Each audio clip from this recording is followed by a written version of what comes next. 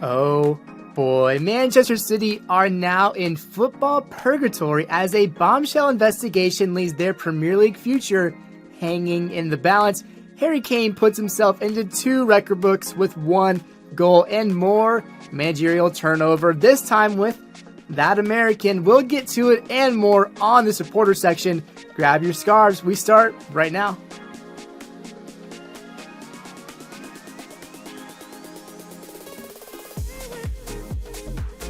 Welcome into the supporter section. I am Cole Carter, and this is episode 56 of the Supporter Section podcast. Go ahead and leave a like and subscribe if you have not already, because today's episode is going to be a good one. You don't want to miss it. And I have my 2 good friends with me here today. I have Stephen Curl and Brandon Pasenick alongside me. Gentlemen, it is good to see you.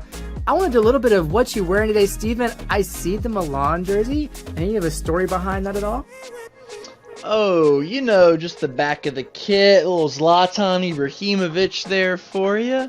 It was actually a gift, if I'm not mistaken, and I'm not gonna lie, I forgot which one of you gave it to me. It was one of you. Please tell me.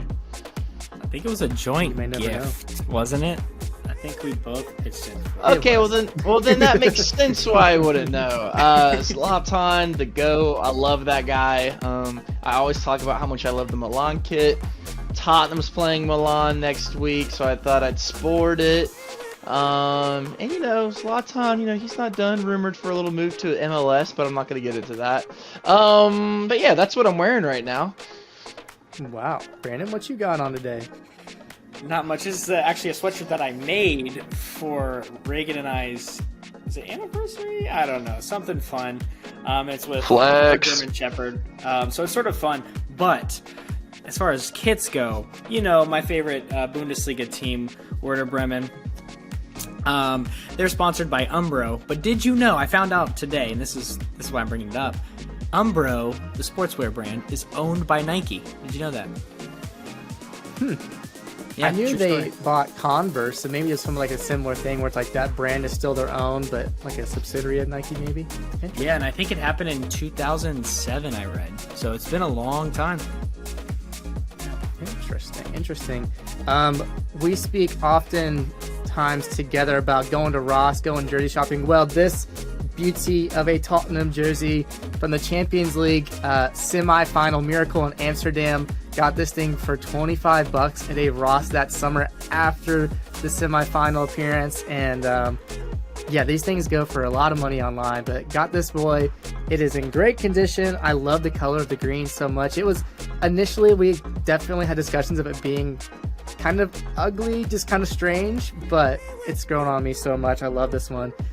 Ultimately, one of my favorite jerseys I get to wear as a Tottenham fan. But that is neither here or there. We are talking about soccer today, and we're going to begin with our golden scarves. Brandon, I'll start with you. This segment kind of is just like kind of the all-star of the week, someone that you saw that impressed you, and there's been someone that's impressing recently, and who is it from Brighton for you? It's Matoma. I mean, if you've been watching the pod or listening, you know we've been talking about him for, gosh, it feels like 5 weeks now or so, more than that maybe. But he scores the winning goal again for Brighton this weekend against Bournemouth. That was the final score, 1-0. It was his goal. That is 4 goals in the last 5 games for him. He's absolutely flying. His story is incredible, and he earns my golden scarf this week. I love that. For me, I've had this guy. I highlighted him last week in the episode. One of those deadline deals that got through. Keylor Navas, freshly on loan to Nottingham Forest from PSG, comes up with 4 saves, some pretty big ones actually. One of them definitely saved a go-ahead goal, but pretty much showed he still has that quality. We know he has plenty left in the tank, and even took a boot to the face from one of his own defenders, showing he is still tough as nails. And Nottingham Forest, just so you guys know, have the most points in the Premier League since 2023 has started. So they are in good form. They might be staying up if they continue this run of form. Stephen, for you, give me your golden scarf of the week, maybe from a character you wouldn't have expected coming into it.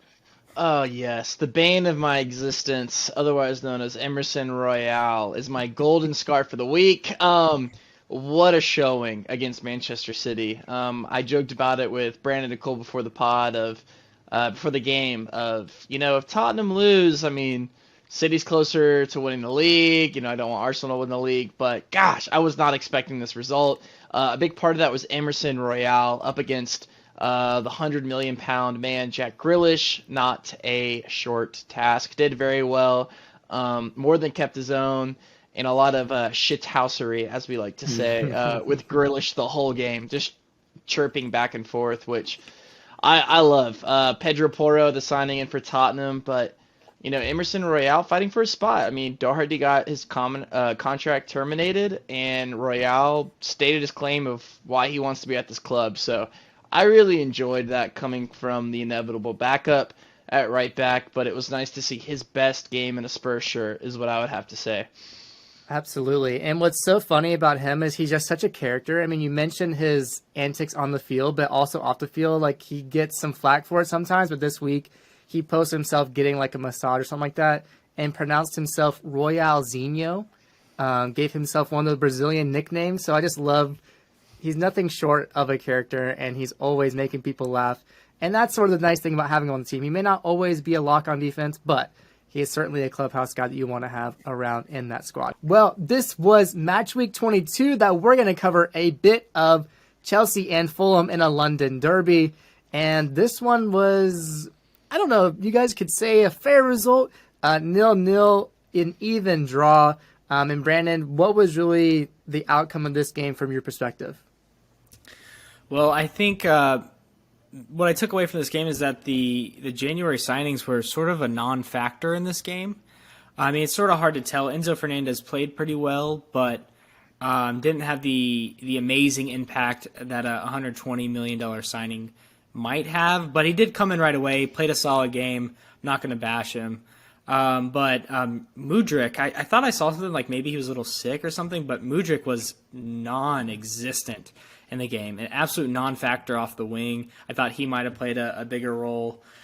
And then, I mean, Havertz playing striker still for some reason for Chelsea. I guess that's his position now forever and ever until he moves back to Germany in the summer. He missed a pretty good chance. Summer, wow. Probably. I mean, do you think he wants to be there? Look at him. So I really he had a chance that he took poorly, and that would have been like probably the only goal scoring opportunity they had. But I think if I said too much, let me know. But I can definitely keep going if you want. No, go ahead. Please do. Keep going. I like when you talk. Well, here's the thing. We made fun of this guy for bouncing around and coming back. And Steve, if you want to say anything about him, you can. But the guy I'm talking about is Willian. Chelsea to Arsenal was horrible. Went somewhere else. I think he was back in Brazil for a period of time. And then I think Fulham he went to signed Corinthians, him. maybe. Yeah, something. And then Fulham signed him this summer. And we're all like, that is one of the worst transfers I've ever seen. What in the world? But he's been so good in every Fulham game I've watched this year, which has been a couple. And he was good against his former team this weekend. So props to Willian for continuing to show up at his age. I mean, no one really expected much from him this year, but he's starting, and he's earned his starting position at Fulham, and I think they're in 7th still. So absolutely amazing for Fulham. I'll let one of you talk about Tim Ream. Go ahead, Steve. Yeah, I'll take that toss-up. Tim Ream, fantastic this game. Had the obvious goal line save by the chance of who's it that shot the ball? Do y'all remember? Chelsea had a chance late in the game to have the decisive goal. Tim Ream clears it off the line like the GOAT that he is, and people are starting to realize that, wow, Tim Ream was almost left off this U.S. men's national team roster. That's crazy. He's been in fantastic form for Fulham, and a huge part of this team staying at the top half of the table, in which they are. Go USA. You could argue kind of him and Anthony Robinson, the not super sexy U.S. men's national team players that have actually been in consistent form in the Premier League. Maybe not your Aaronsons, maybe not even your Adams at times to time around the world. But yeah, Anthony Robinson and Tim Ream specifically shining bright over there in London. They are shining bright, Tim Ream especially, but does this kind of prove that the table is sort of evening out and where it needs to be? Chelsea sitting ninth, Fulham are now eighth ahead of them. Are things starting to kind of even out and potentially become clear as to how it'll end out this season, Brandon? Ooh, at the top, no, and at the bottom, definitely not. I mean, I think everybody's earned where they are right now, definitely halfway through the season. So I think that's right. So maybe I guess the answer is yes. I just took a big circle there, but yeah, the table is correct. It's shaping up. Steve, do you think that these signings won't be able to create any sort of comeback for Chelsea in the second half of the season? I mean, I think hot take here, but I mean, you have the huge signing at Enzo, but I don't think the signings make that big of a difference. It's not like Chelsea was barren of talent in their squad, right? Like they've had this depth for a while now. To me, it's been coaching. I might be wrong. Just to have somebody at that position for a long enough time to implement play styles, who's in favor with manager, who's out of favor with manager. We're just now starting to get that with the likes of Pierre-Emerick Aubameyang finding himself on the outside looking in. And if that's a consequence of signings coming into this team, then that's good for Chelsea.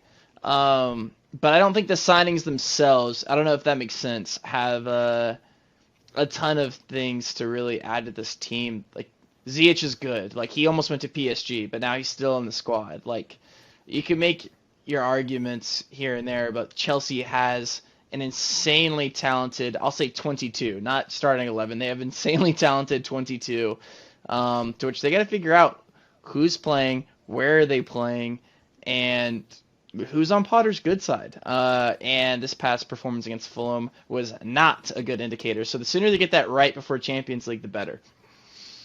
That's a great point. I like what you have to say. A team that has struggled to figure things out, struggled even more against a lower half side. I'm talking about Leeds United. They took on Nottingham Forest, and it really just did not start out well. In the first 12 minutes, Leeds, they give up a foul in their own half and give up a goal to Brennan Johnson, who, when Leeds was unable to clear the ball out, takes the ball on the volley, puts it in the left corner beautifully to put up Nottingham Forest 1-0.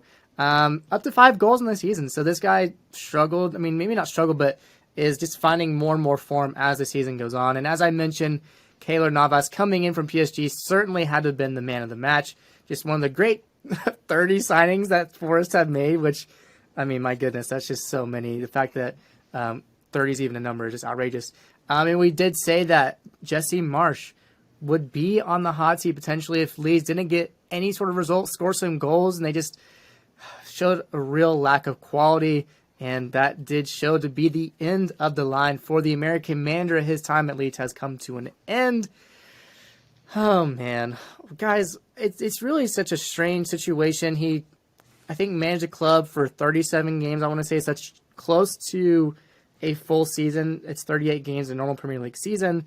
I mean, what is next for Jesse Marsch? Is he now the no-brainer for the national team that this gap is still left? I want to ask that question first, and I'll have another one after it. I'll start with you, Steven. What's next for him? Is he really going to be a candidate, you think, for the U.S. men's national team? Short answer, yes. He has to be a candidate for the U.S. men's national team head coaching position. I think you've seen him bounce around a little bit these past couple years with Salzburg and then going to Leipzig and him relieving himself of those duties there and this Leeds thing. It might be time to slow down a little bit. Maybe this U.S. men's national team coaching job is exactly what he needs to showcase what he can do. No pressure on qualifying. You're hosting the World Cup. You're looking for stability for the U.S. Soccer Federation. of the absolute shit show that's going on right now at the men's level, I should say, not the women's. But yeah, to me, it's a no-brainer. If you're not going to go with Greg, it's a no-brainer. This is not an attractive program. This isn't a U.S. men's national team episode, so I'm going to cut myself there. But as far as other club coaching jobs, I don't see, especially in the Premier League, obviously, anything really lined up for Jesse. Abroad, nothing really comes to mind. So I think it's time to take stock of your last 2 jobs. What's gone wrong? What's gone right? A weird firing, but yeah, I think it's going to be some time for Jesse Marsch to sit and marinate on his future. Brandon, do you agree with Steve? Yeah, mostly. I think wrongly fired. I just don't understand it. After breaking your transfer record fee and bringing all these signings that, I think this is the second window or maybe third window for Jesse Marsch. So you see what he's building, and it's not just me saying this. Like, these are other professional athletes out of the game and, saying that this Leeds team is good. They play great football. They're building something. They're just not there yet. And in my rant a couple weeks ago, like I sort of said the same thing. It's just like they are building, and you have to have that foundation to grow. You've seen it with Arsenal. It's a perfect example. They finished 8th 2 years in a row, and now they're probably going to win the title. So it's like, not that Leeds would do that, but the fact that they were sort of on that trajectory, arguably, like the idea of it is just a little confusing. But nonetheless, he is gone. He will be a candidate and a top candidate for the U.S. men's national team. But I think he would, if I was him, I'd try to get another club job. I would not step foot in the U.S. men's national team realm. I would go back to Germany or somewhere else because he can coach. He's a better coach than Steven Gerrard and Frank Lampard. He won't get that respect like they do, but he's a better coach than them. So he'll definitely find a job. I hope it's not with the U.S. men's national team. I hope it's with a different club team and he has success elsewhere, but wouldn't be awfully mad if it was with the U.S. That's fair. I mean, you mentioned and hit at a little bit of those signings and such. I mean, he just brought in Weston McKennie, and we have these Leeds United States of Aronson, Adams, and McKennie. And Steve, so for you, I mean, if I'm Weston McKennie, I just came into this team. What do I think of this? Am I now concerned about the future of, where am I going to play next? I mean, I can't go back to Juventus. They're going to probably be in big trouble. Do I want to stay at this Leeds team now without Jesse Marsch?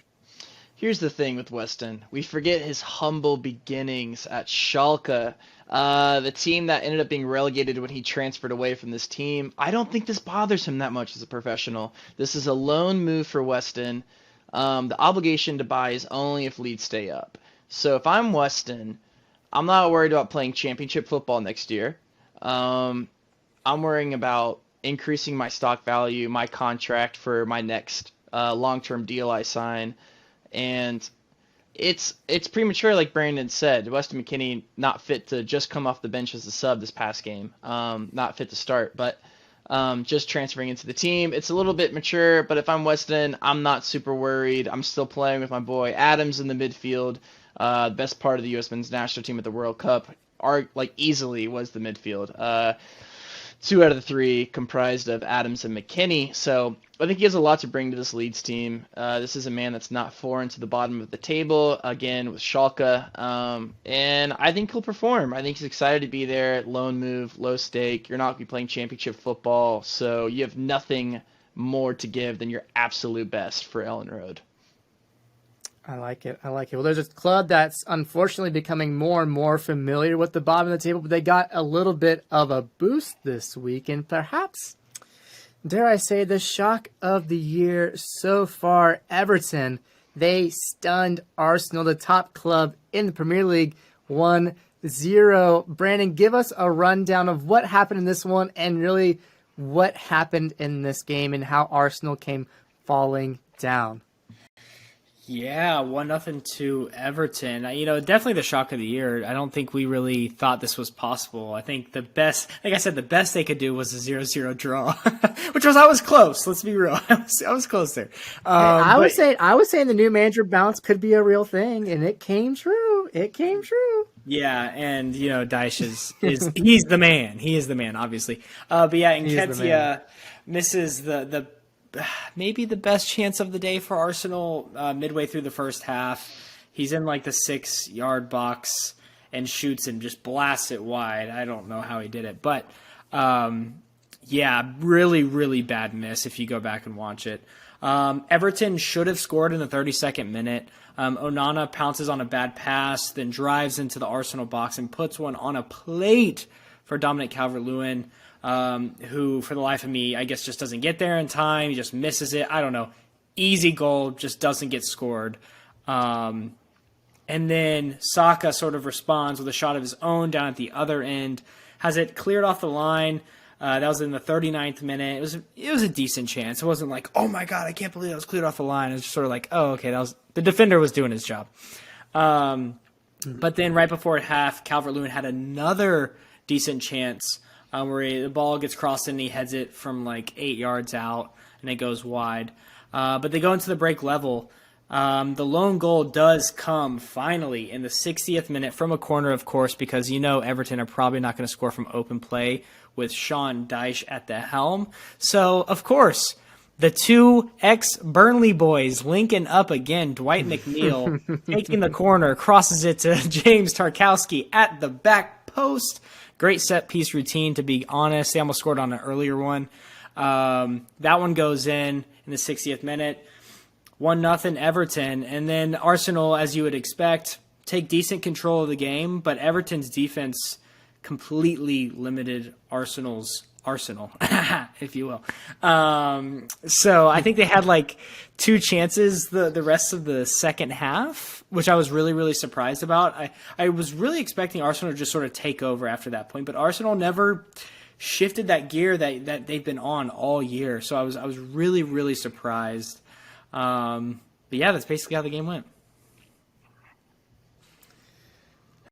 Yeah, I mean, it really is going to be a big deal. I mean, when you start calculating points at the end of the season, these points are going to be massive from now on that Everton can get. So the fact that they didn't just get it from Arsenal, I mean, the fact that they're getting any is massive. So it's massive for Arsenal because now the title race can become a little bit tighter, and we'll talk in a second of why it didn't turn out that way. But it's huge. And now we talk about Everton with Sean Dyche coming in. Is it now a foregone conclusion that they will stay up? For me, I mean, I believe in Sean Dyche that much. I do think that they will. I don't want them to go down. But Steven, if you were an Everton fan, are you thinking this man is going to save our club? I'll tell you what, if I'm an Everton fan and I just took down the number 1 team in the league at home, yeah, I'm feeling pretty good right now with Sean Dyche. Yeah, I mean, the expectation has to be to stay up. It's hard to have a high opinion of your club when they're just not playing to the historical capabilities of the club. Even the current reality, this Everton team is way more talented than the relegation zone right now. So, yeah, if I'm an Everton fan, I got to be buzzing, taking down a win against Arsenal. And even going into this derby coming up over the weekend is, hey, look at the past form. 1 game, we're at a win. Liverpool's at a loss. That's the kind of mentality you have to be thinking about as an Everton player, as an Everton supporter. If you're attending these games, you have to believe that you can get a result no matter what, and you just proved it by taking down the best team in the league. Brandon, I know last season, Everton, obviously, they were in relegation battle last season under Frank Lampard, and when they stayed up, I mean, there was fans in the seats for 30 minutes, 45 minutes, just chanting Everton, so many different things of just singing songs and whatnot, and I'm wondering, is it really going to be that much of a mentality shift? I've even heard already that he's been banning snoods and like beanies in practice. Is Sean Dyche really that much of a difference maker? Will he just change the entire culture of this club?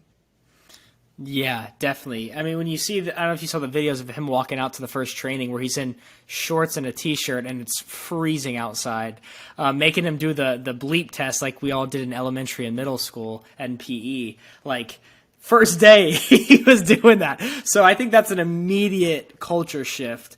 And he's going to change them. He's going to change them for the better.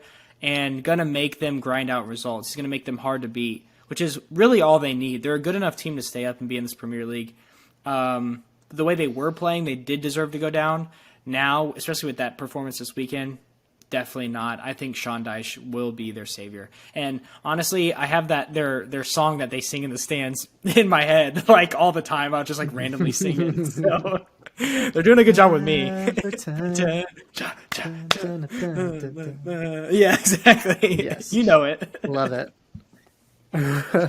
Well, I guess on the flip side, there was the team that were total underdogs that came out on top. We've had Arsenal, who have been top dog the entire season. We've reached the halfway point. Is it now time that tipping point comes into effect where Arsenal become a little bit inconsistent and let teams like Man City, Man United, Newcastle back into this title race, guys? Are we going to start to see them falter a little bit, Brandon?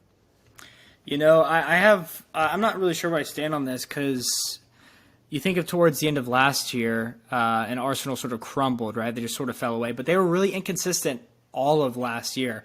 3 wins, 2 losses, a draw, 3 wins, 3 losses, like that sort of weird pattern. That has not been them this year, though. So the fact that they've lost, is it 2 in a row now? Because they lost to Man City last weekend and now Everton. Man City in the cup game, which is different, but right, different. 1 league loss, but 2 losses as far as back-to-back games go in a row. I just wonder how they'll play in their heads because they haven't lost this year, and they lost their first loss was against Manchester United, their only loss, and it was a really good game. So I'm interested to see if they start to fall away a little bit, like if they just start to crumble a little bit, because their performance against Everton was not good by any means. It was just fine. It was basic. Not the Arsenal that we're used to seeing. So I'm interested to see where it goes from here. I'm sure they'll be fine, but I'm interested. Yeah, I mean, they have a game in hand right now above Man City. So they sit at 50 points, and Man City sit at 45 points. So let's just say even if they get a draw against Brentford, that 6-point gap, decently sizable if you're consistent, like we've talked about them being. But yeah, if they start to falter a little bit, I mean, that can quickly dwindle and dry up real quick, and they could be in some serious danger. So we'll have to see what Mikel Arteta has in store for his club, if he's really become a top-class manager that can, ride out an entire season, or if, he still has some stuff to figure out and see if that consistency will falter a bit. So it will be awesome to watch. This is why we love the Premier League, because anything can happen. For all we know, Newcastle could find their way up, or Man City could become champions for the 3rd time in a row. We'll have to see.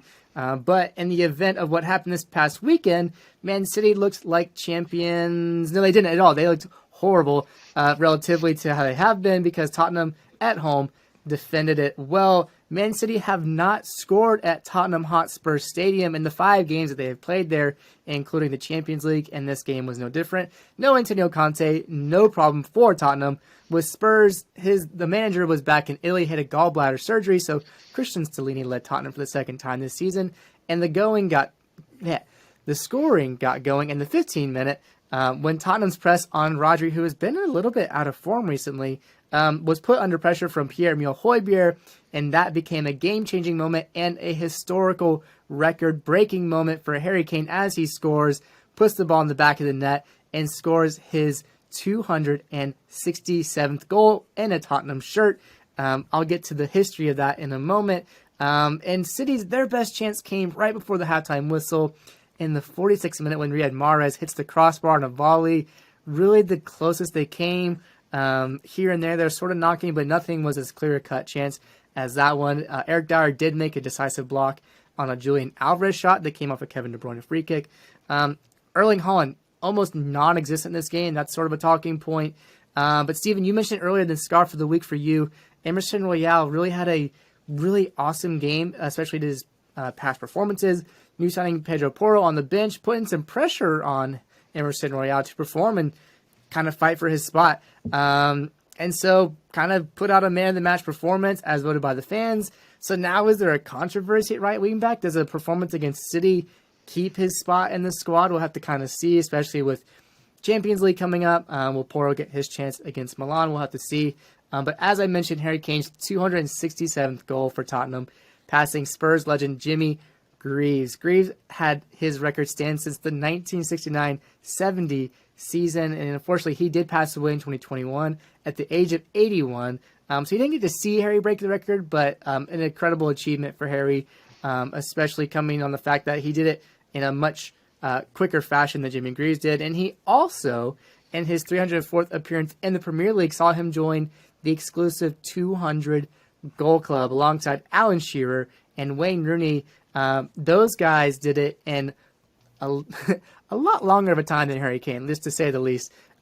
So he's only the third player to reach that mark. And my question for you guys is, with a significantly quicker pace than Alan Shearer and Wayne Rooney, at this point, he's only 60 goals behind, and he's only 29 years old, Steven. Should we be expecting Harry Kane to break the Premier League scoring record? Cole, I love you so much. And because of that, I'm gonna act like this is a question. Of course he is. I'm more certain that I'm gonna wake up tomorrow and the sky is blue than Harry Kane will be the all-time Premier League goal scoring record holder. He's not going abroad. He's staying in England. If he is going somewhere, it's the likes of Manchester United. So yes, in short, to not go into it a lot. Yeah, the man's incredible. He's the best number 9 in the Premier League. I think even with the likes of Holland, has been for a while now. So yeah, he is absolutely sensational and pivotal to Tottenham being where they are currently on the table. Absolutely. Brandon, is it all but sure at this point? Yeah, I hope his ankles stay in one place.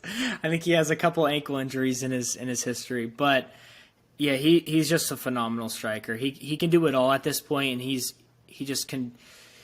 I want to know his assist number too, because I know that's pretty high as well. Like, he can just do it all, man. He's phenomenal, and I think the relationship with Heung-min Son is great too, and has helped him become the striker that he is now, which is sort of sweet. You know, this two guys sort of growing up together in this team.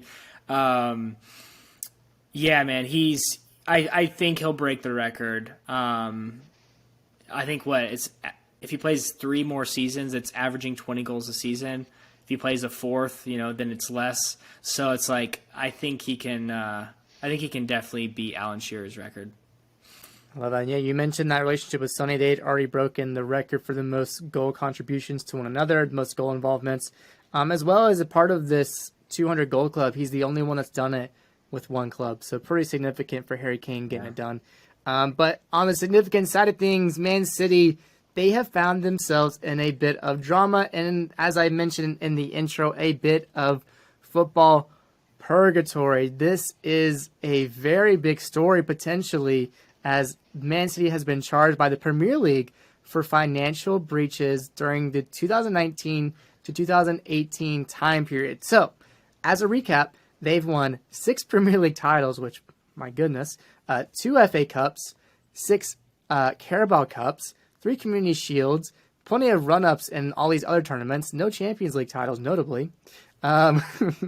But, I mean, there's a lot of different things that have been going on in this situation. They did release a statement, the club, saying that they were surprised by the issuing of these alleged breaches of the Premier League rules, particularly given the extensive engagement and vast amount of detailed materials that the EPL has been provided with. The club welcomes a review of this matter by an independent commission to impartially consider the comprehensive body of irrefutable evidence that exists in support of its position.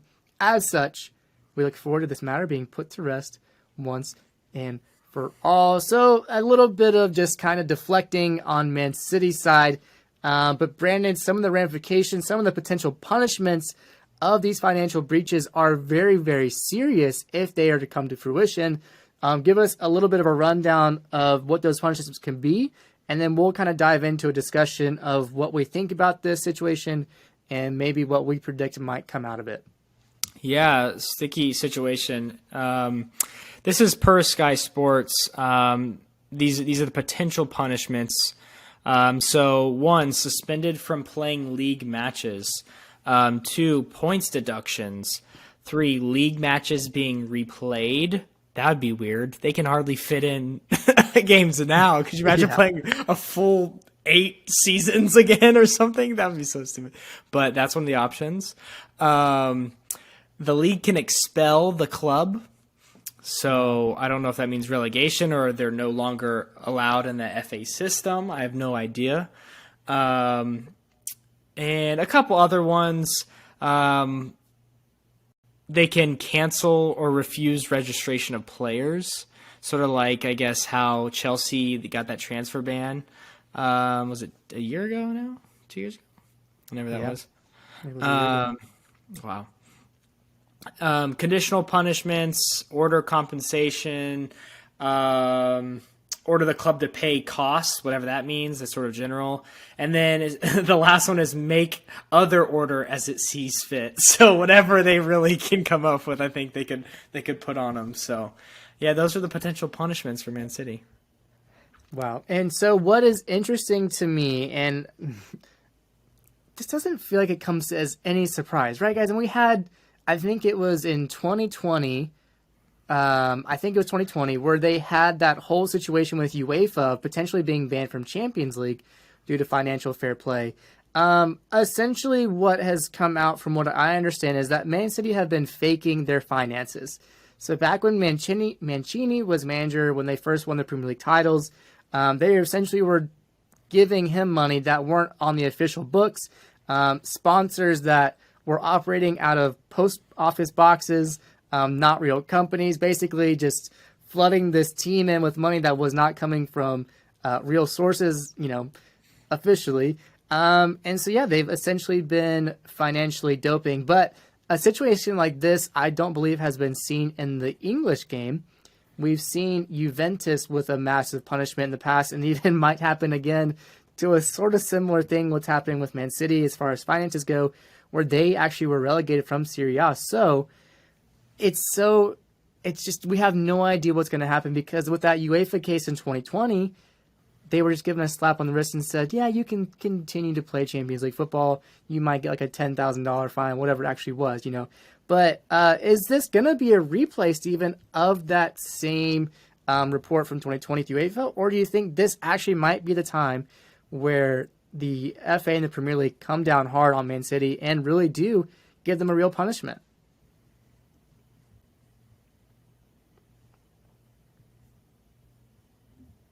Premier League is a lot of what was time-stamped in the UEFA investigation was time-stamped as too late or not as evidence. But the Premier League is able to go as far back as they like with their evidence, which, to my knowledge, is different than the UEFA investigation. So they can call on past sins, to which as the UEFA investigation, I believe, is more limited.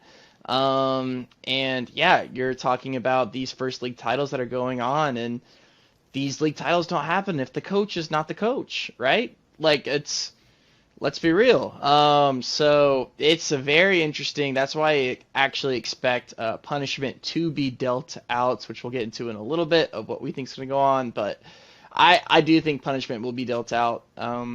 It sounds like all hands on for this investigation from the Premier League.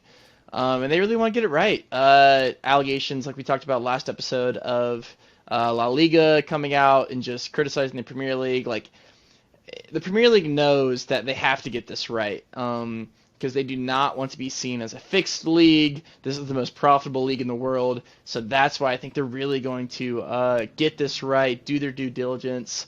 I hope. Maybe this is just me having faith in sporting organizations and humanity, which is probably not the best idea. It's a rare thing. But I really do. I do think that there will be a punishment handed out. I would like to see a relegation from the Premier League and barring from domestic cup tournaments to make sure that they do not qualify for European football in winning the thing of like an FA Cup or a Carabao Cup. I think they need to be financially punished with a relegation. I don't think that'll happen, but who knows at this point. It's not lost that these are pretty serious allegations and infractions, over 100 of them. So it's curious to see what happens to the league champions. Yeah, and Brandon, if I'm not mistaken, this also is peculiar timing on the Premier League side because this is their own investigation, but this is coming right before I believe an independent investigator was set to do something with the Premier League. Am I right on that? I think that's right. I don't know the full details of that, but I did see that today. So it is very timely, I guess you could say, that they're cracking down, but not just timely. And I know they're not pulling this out of their butt. It's been a 4-year research project basically for the Premier League on Manchester City. There's also, from what I've heard and read, rules for their court. They can bring, time doesn't matter, so they can bring things from 2009 or before. There's no time frame that they have to use or be within. Also, the validity of stuff. They have to bring valid things in, but for proof against Manchester City. I don't know if you guys remember those emails that were hacked by, I think it was like a Portuguese hacker, that basically started the UEFA investigation and investigation of other clubs as well. That sort of kicked off this whole thing of, is Manchester City cheating? Like all this stuff. Anywho, so basically, if the Premier League wanted to, they could bring those back into the court, which they weren't able to do in the UEFA situation. So, another interesting thing is that I read is that the Premier League, because they're bringing them to court, it doesn't go to they can't go to the court of arbitration. Is that what it's called? What is it called? Yeah, the court of arbitration for sport, which is what happened in the UEFA case. Remember, they got retrialed, and that's how they got the $3 million fine or something stupid. That won't happen again, from my understanding. So Manchester City won't be able to appeal and go to a secondary court. So it's really, really interesting as far as the Premier League side of it. But it seems like they've done the due diligence, right, to research all this, have evidence enough to come up and say, yeah, our biggest team, maybe not the biggest moneymaker, but one of them is cheating, and we're going to take them to court for doing so. It's really, really interesting. I could probably keep talking, but I'll let you take it back, Cole. Whatever. No, I mean, it is all very insane to me. And it's just like, for one, the UEFA case was so blatantly obvious, but I guess the whole time thing put a wrench in those plans and investigation. But it just seems like, again, it's just so plainly laid out for these lawmakers and people, whoever it actually is, to see that they have been cheating, that they have been using funds that are not following alongside the rules that the Premier League and the FA have laid out for them to abide by. So in that case, yes, they should be punished. There should be a punishment that makes them feel it more than just a slap on the wrist. They need to feel the brunt of financial loss. They need to feel it in the fact that they're not playing in the big competitions. And I think that'll weed out a lot of Man City fans. We accuse them of having plastic fans often. I think we'll see the ones that probably were there before 2012, whenever it was, and the ones that are going to be there after what we might have this demarcation point of 2023. It might weed out some fans who actually want to go watch championship football if that's the case, right? And it's these owners that have come in and been a little bit shady since the get-go. And I think at this point, there's just no denying it. Having these long-term investigations come to the surface like this just shows that there is no more hiding from it. And I think globally, if these leagues want to be taken seriously about fairness, fair play, all that stuff, this will be, I think, the case that shows whether they actually believe that or not. And as a soccer fan, like, this affects our teams. I mean, Steven, this affects us as Tottenham fans. A year ago, 2 years ago, whatever it was, the week that Jose Mourinho gets fired, we had this whole Super League thing. It also happened to be the week that Man City beats us in the Carabao Cup. Technically, a cup like that can now go to Tottenham because Man City won it unfairly. So it does affect all these different clubs. It affects Aston Villa, Brandon. You guys have had a chance against Man City in a cup final. It just shows that corruption either is going to continue to win or it's finally the chance for justice to be served. And I hope, as a football fan, as someone who believes in justice, whatever, that it needs to be served if all these things are true. And it seems at this point that the research has been done, the facts have come clear, and that they deserve some punishment. I hope that it's serious. Brandon, if you had to pick a punishment, or like kind of what you hope and think it will be, where do you land amongst the options that have been available? Yeah, I think I don't know. I really don't know. Realistically, I don't know what will happen. The statement seems, and it's a very similar statement to what they put out in the UEFA case, Manchester City, that is. They're very confident. They're like, yeah, come on. Bring your lawyers. Come look at our stuff. We'll do all the processes you want, and we'll win. It's eerie almost, right? Like, it's almost like they know they can get around it somehow.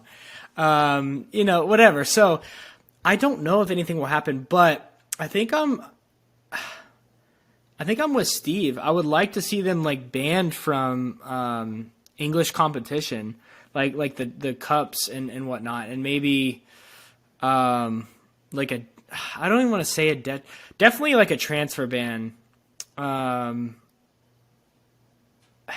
And the relegation, is that too much though? See, that's the thing. I don't know what's too much, but think about how much money they've made. Think about how, if this comes to be true, think about how much money they've made and how much money they've taken from people because of others not, making it that far. So that's Champions League not making it that far. What, FA Cup, Carabao Cup, the league. I mean, think of all this money that they've stockpiled because of these wins. It's crazy. So I think whatever punishment they do decide, it has to be a big one. It can't be like the MLB Astros one where they slapped them on the wrist. It can't be like the UEFA one with Man City where they slapped them on the wrist. It has to be a big statement case, like you said earlier. So whatever that means, I think that's definitely a relegation, transfer ban, and maybe even they lose their trophies as well. I don't know. I'd like to see that though, if that's the case. Yeah, I think that's where things need to land. And I mean, you mentioned the financial part of it for other clubs. I mean, if all this is true, they've been doing it for a decade. That is a lot of money. That is a lot of missed opportunities for money with clubs, and so on. But speaking of time, to kind of give some expectation, this certainly will not be coming down anytime soon. I mean, as you mentioned, their lawyers at Man City are going to be ready. They have the finances to hire as many lawyers as they want. So this case certainly will drag out, I'm sure, for a period of time. We may not even see it happen in 2023. We may not see it in 2024. Obviously, I am not any sort of expert, but this is not just going to be coming down anytime soon. So we will have to temper some expectations of any sort of result. And I'm sure Man City's operations will continue as normal for the time being. As long as they continue to be in the title race, they might even have a chance to have a controversial title in the 2022-2023 season. So definitely a massive mix-up for City fans and the like in the Premier League. A very, very crazy situation. But for us, we're going to move on to match week 23 on the other side of Manchester, where United plays Leeds United, and they actually have the chance to play each other twice in 1 week.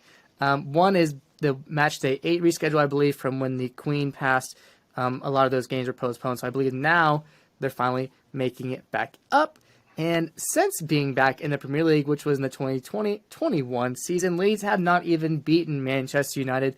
They've been pummeled 6-2. They've drawn 0-0. They lost 5-1 and 4-2. So if you're a Leeds fan, you probably are scratching your head thinking, we got no manager. We've had a really tough time in the Premier League against Manchester United. What are we going to do? The last time that they even beat Man United in the Premier League was all the way back in 2002, and they got a 1-0 win. Well, a familiar face will be taking care of Leeds United. Chris Armas, who also happened to be at Manchester United a year ago, will be the caretaking manager for at least this game on Wednesday, guys. Steve, I mean, as a Leeds fan, you have to be scared, but how do you think we're going to see this one play out? I think you're going to see it play out with a Rashford goal and a Manchester United win. Yeah, it's at Manchester United. You have the legendary coach who's coached Cristiano Ronaldo and Chris Armas at the helm for Leeds United. However, I don't think that'll be enough. Sorry. For them to beat Manchester United. The famous New York Red Bulls. Yeah, the famous New York Red Bulls coach. Sorry, New Jersey Red Bulls. That was fired from the MLS. Anyways, I think you know how I feel about this game. I think it'll be a United win. Leeds, good luck finding a coach. I don't know, but I think it's going to be a loss for Leeds United at the weekend. Brandon, I think this game coming up on Wednesday probably is pretty clear. They're going to have a really rough go at it. But they do have that reverse fixture, which is only coming up that Sunday the 12th, potentially with the chance of a new manager then at home. Does that give them a little bit more hope going into that game, or are they really in double trouble here this week? I think it definitely gives them more hope. I don't know. I think when a coach leaves, you typically see the team go and fight and play way better because they're not playing the same style or whatever it is. But you don't want to play Manchester United right now. I don't think when you lose your manager, it's hard to say that you would want to play Manchester United. So the first game being Leeds' first game without a manager, being away at Manchester United on Wednesday. Yeah, that's a real tough matchup, especially with Chris Armas. I don't know if he's going to be able to get anywhere close to a result. Honestly, probably going to be a blowout. But the one at home that you just asked me about on Sunday, I think if they do get a new manager in, let's say Tuesday or Wednesday, he'll have 2 to 3 days of training with the club, with the squad, and that new manager bounce might hit. And I think Ellen Road will be behind him, obviously. I think they have a higher chance of getting a result there, whether that's a win or a draw. I'm not entirely sure. Probably more likely a draw. But they need a win, to be honest. They need a win. They are in a deep fight with relegation. And Everton, just signed Sean Dyche. So good luck fighting that guy the rest of the season. You're probably going to lose. So hire somebody good and start getting results, I'd say. Do we know if there's any rumors of who they might be looking at, BPAT? I don't know. This is Steven's guy. Steve, you have a guy. Oh, yeah. My sources in West Bromwich Albion tell me that their manager, Carlos Corbean, is projected as the favorite early on. It's one of those firings to me that with Jesse Marsch, you don't expect Chris Armas to get a result against Manchester United, let alone your new manager to get a result on Sunday. So what this says to me is that you have to have a guy in mind. These are two games that you got to win. You got to get some points. And the expectation being there against Manchester United, third best team in the Premier League as the table stands, has to be very minimum. So I'm almost on the side of, if you're not going to give Jesse Marsch that extra game or two, you're picking a hell of a time to sack the manager and a hell of a time to hire one. So you hope, if you're a Leeds fan, that your front office knows who they're hiring after Jesse Marsch. Yeah, I have no idea what they're doing over there at Leeds United. Brandon, you guys, Aston Villa that is, are taking on Manchester City, who are coming fresh off a loss. Unfortunately, so are the Villains. But give us a bit of a preview of what we can expect from this matchup. Both teams looking to bounce back after recent losses.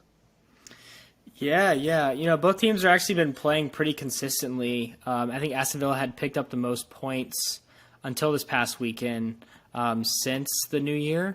Now it's Nottingham Forest. But Villa have not beaten Manchester City since they came back up to the Premier League in the 1920 season. Results have been 3-0, 6-1. Yeah, that was a bad game. 2-0. And then they start to get closer, and the games actually were better. 2-1, 2-1, 3-2, which you'll probably remember from the last game week of last season. And then our last Championship Sunday. Yeah, one of Gerard's last games, I want to say, against Manchester City, we tied 1-1. Holland did score, and I forget who scored ours. Maybe Ollie Watkins. I don't know. But Drew, and, I'll give my opinion real quick, and I'd like to hear yours. The Etihad is not really known as a hard place to go and play, right? It's not going to – I don't think the crowd is going to be much of a factor. Honestly, it might hurt Manchester City if they start playing poorly again. But Pep's the best manager we've ever seen, so I think it's going to be hard to imagine Manchester City being flat and coming out flat at home. But it's this weird feeling I have, and famous last words, but this is the only time I've ever felt Aston Villa could beat Manchester City. With Unai Emery, again, getting the guys right and making us play so much better, I really think we can go to Manchester and beat them.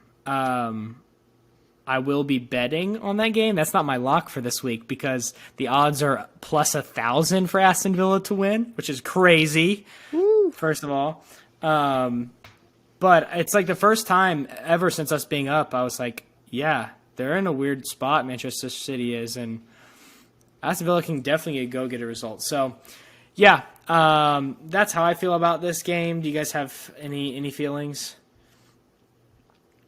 Well, I mean, I can share some sentiment with you. I mean, let's not forget what Villa did against one of those really amazing Liverpool sides, right? Was it a 7-2 result, I think it was? Yeah. I mean, anything can happen, especially at that point you're under Dean Smith. Like, why not improve under Unai Emery? Obviously, you're not going to beat – I mean, you could technically, but you're not going to beat Man City 7-2, especially a Pep side like this. But Man City this week are just such a weird place. Pep Guardiola apparently in the past had mentioned how if something like this were to happen with Man City where they lied behind his back, that he would probably want to leave the club. I'm not saying that's going to happen. I'm just saying that his head might not be where he needs to be for this game with everything that's going on around it. That might include some of the players. I don't know. So, yeah, this could be the week where Man City is vulnerable to lose 2 games in a row. Unai Emery probably is going to keep that in mind of knowing that his club has the advantage here. Like you said, it's not the hardest thing ever to go win the Etihad. So why don't you go out? You almost did it at the end of the last season. You actually had, I think, a 2-goal lead, strike early, and go to work there. Unai Emery can definitely coach these guys to a win at the Etihad. It's just a matter of striking early, being confident that you can get the win prior to, and not just unexpectedly stumbling upon a win. I'm not saying it's impossible, but again, you have the talent, you have the players, and it might be the right time to strike with a Man City team like this right now. Steve, do you share the same confidence that we do? Yeah, here's the thing with Aston Villa and Manchester City. I remember waking up on New Year's Day and Villa dispatching Spurs 2-0. This City team does not look good. I don't know what to believe anymore. We just saw Everton beat Arsenal. Sure, Aston Villa can beat Manchester City. I'm not surprised. Like, I will be a little bit. There's obviously a favorite and an underdog. But Villa looks good. Villa looks very good under Unai Emery. And City looks vulnerable. But right when I say that, Haaland could score 5 goals the next game. So I will say this. I think it serves Aston Villa well to get, Brandon, correct me if I'm wrong, their first league loss? Maybe second league loss under Unai Emery? Second? Yeah. Heading into a big game against Manchester City. To get the boys right, obviously, is the sentiment that Unai wants the squad to have going up against the champions, which I wouldn't be surprised if he translates that to them and they play at a higher level. So look for this game to be a very tantalizing game. I will be tuning in. I'm really excited. We certainly will be. And there's a Merseyside derby this week. Liverpool and Everton, those very close neighbors, red versus blue. Sean Dyche looking to continue the fight for survival as the Toffees look for a result at Anfield. And even if you talk about the Reds at Liverpool, Jurgen Klopp, he's on year 7. He has a pattern. Year 7 sort of might be the last time he's a manager at these different clubs. We've seen it with Dortmund and the club he was with before. I can't remember off the top of my head. Point being, anything can happen in this derby. Sean Dyche might be able to coach up Everton to a result. They drew the last time at Goodison Park back in September. Liverpool, they actually lost 3-0 to Wolves last time out. So is it time to change things up in the team sheet, or is kind of the thrill of the derby enough to get a reaction out of the current squad, Brandon? Is Jurgen Klopp just got to kind of roll the dice and see what happens this go-around? Yeah, no, I think he might lean on the crowd a little bit. I wonder how the crowd's going to react. They're very supportive, obviously, great crowd. But them playing so poorly, I think it might get ugly. I don't know if Liverpool, if they have a history of turning on their teams, but no, I think Liverpool will be up for it. This big game with Dyche coming to town. I don't know. I think Liverpool will win and sort of put Everton to rest there. But I really don't know. Liverpool looked awful this past weekend. And I think Everton's better than Wolves. I don't know.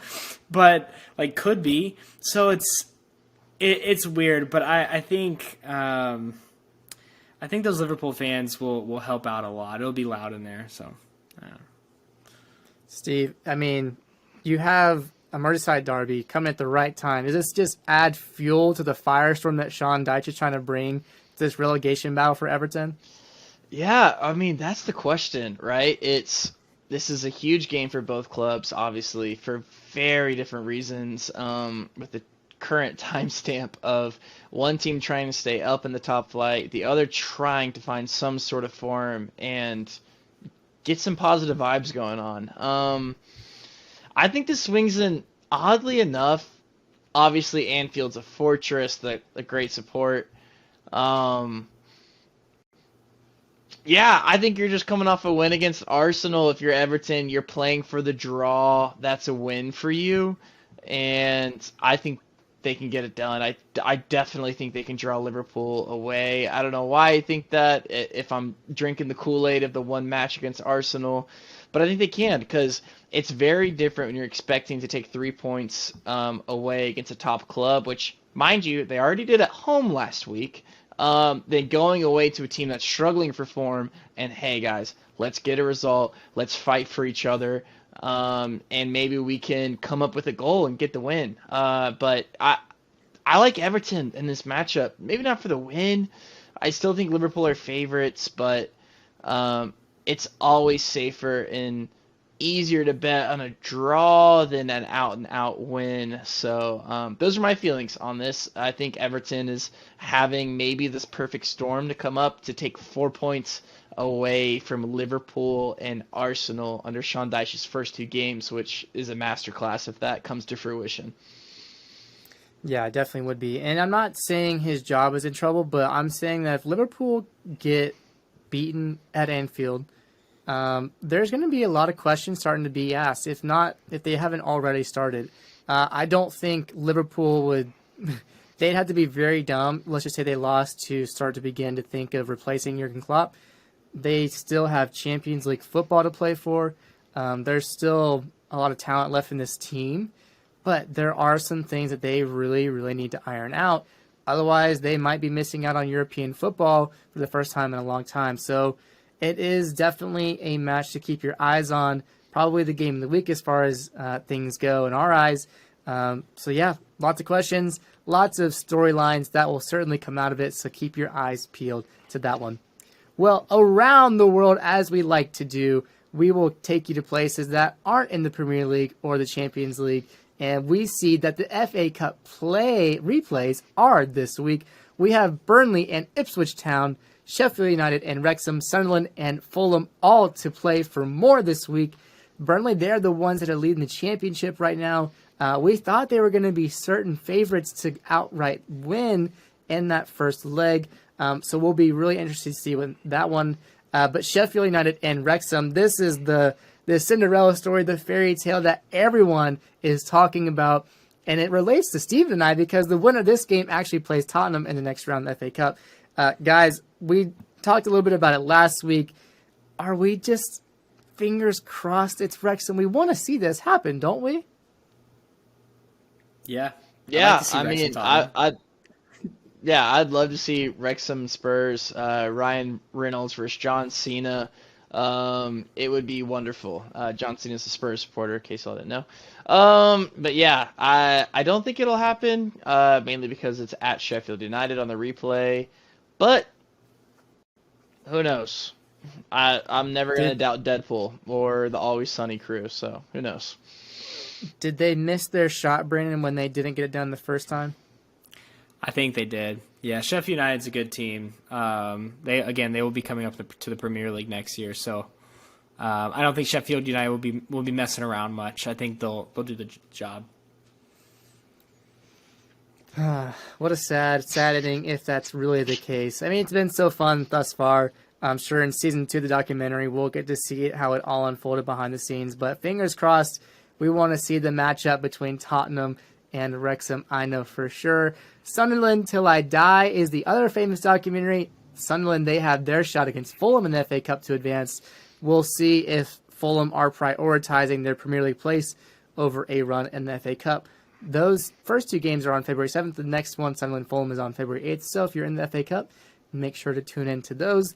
The FIFA Club World Cup is going on as well. It just began. We talked about our MLS side, the Seattle Sounders. They were the first club from the United States to actually play in this tournament, and they lost 1-0 on a late goal. Al Ali, they are the ones that move on to face Real Madrid in the semifinal of the tournament. The Brazil side, Flamengo, many people know about, play against Al Hilal today when this is being released. So make sure to let us know what happened in that game. I'm sure we'll give you an update in the next episode.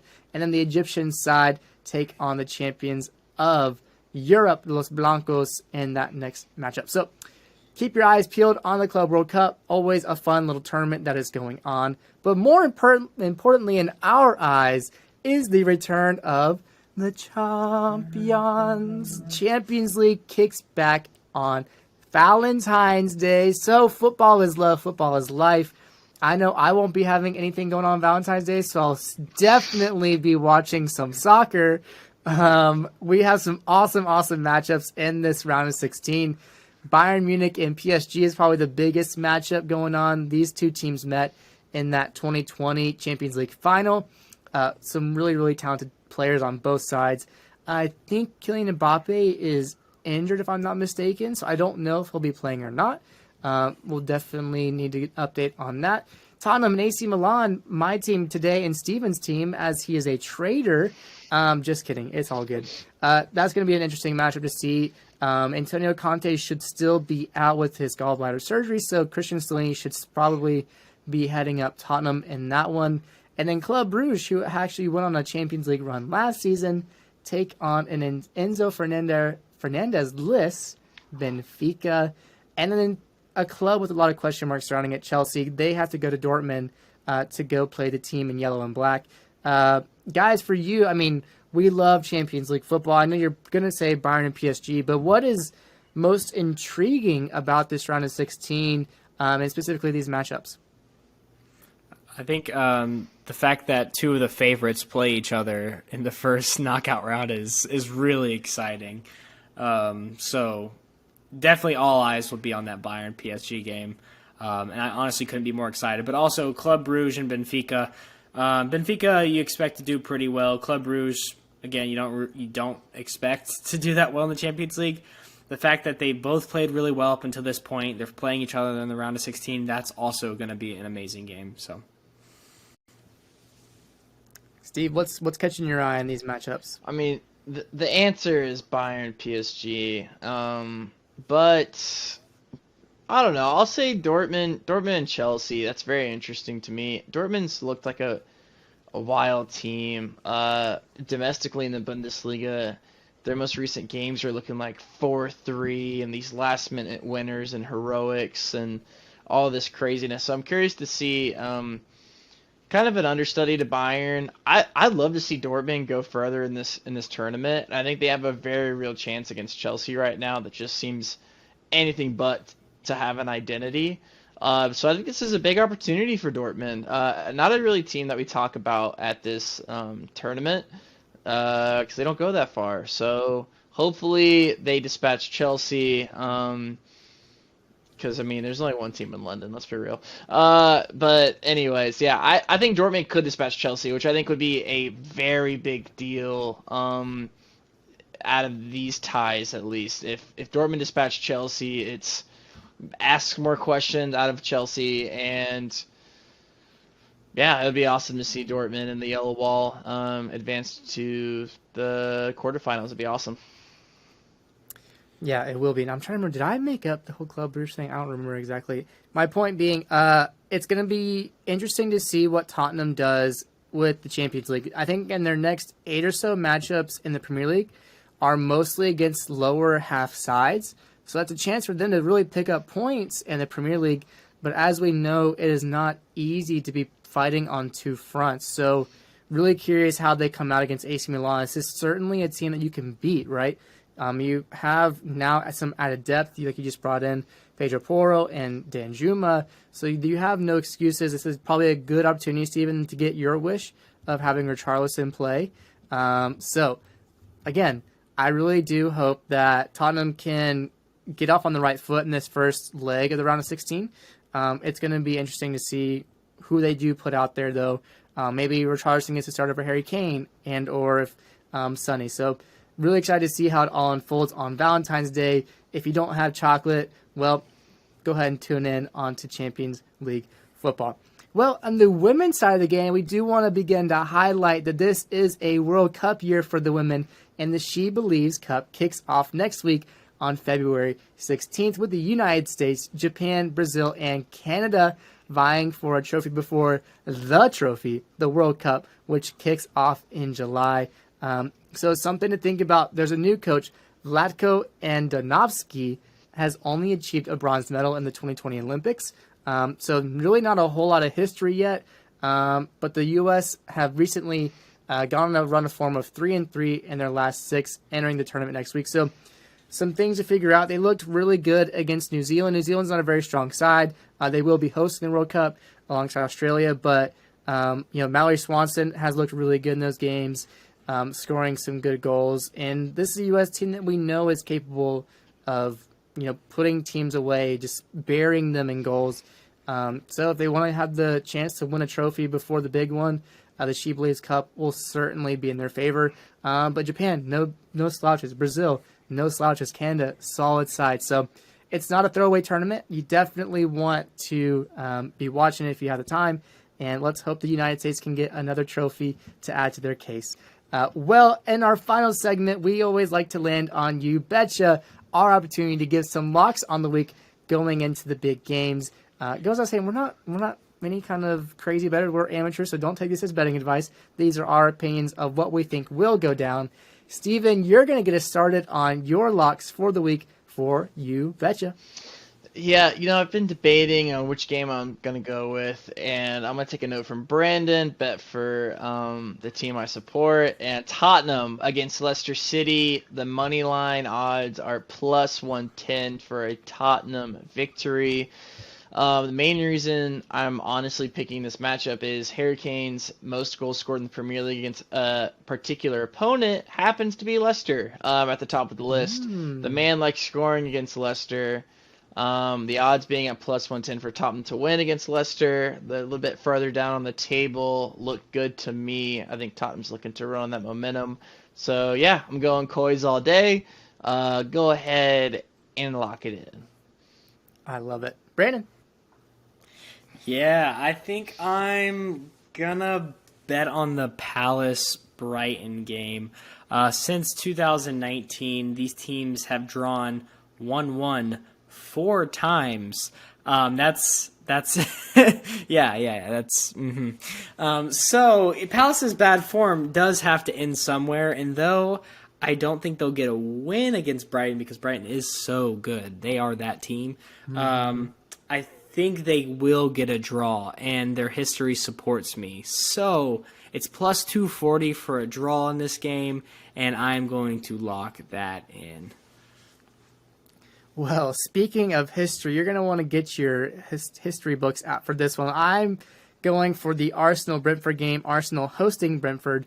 I'm going for a draw. Those odds are at plus 390. And if you go all the way back to October 12th, 1946, that was the last time these two teams drew. So they're due. They're due at this point, right? Yeah, I think that, we remember Brentford, their first game back in the Premier League was actually a win against Arsenal. Arsenal have won the other matchups they've had since then. But I think Brentford is a really good team. I think they sit 7th in the table right now. Arsenal coming off of that loss against Everton. I think Brentford has a solid shot at getting a draw, and that's what's going to be my lock-in for this week. Counting on the Bees to get it done at the Emirates. We'll have to see how that one plays out. Well, that means we have reached the conclusion of yet another episode of the supporter section. We hope you guys enjoyed our time together. We talked about so many crazy things today, whether it was the Man City situation, getting excited for Champions League football. We really do hope you enjoyed this episode. And if you did, leave a like, leave a comment, subscribe if you have not already. But we're going to sign off. For myself, Cole Carter, Brandon Patesnick, and Stephen Curl. Enjoy another loaded week of football. If you don't see us, enjoy your Valentine's Day. And we'll see you guys next time. Until then, peace out.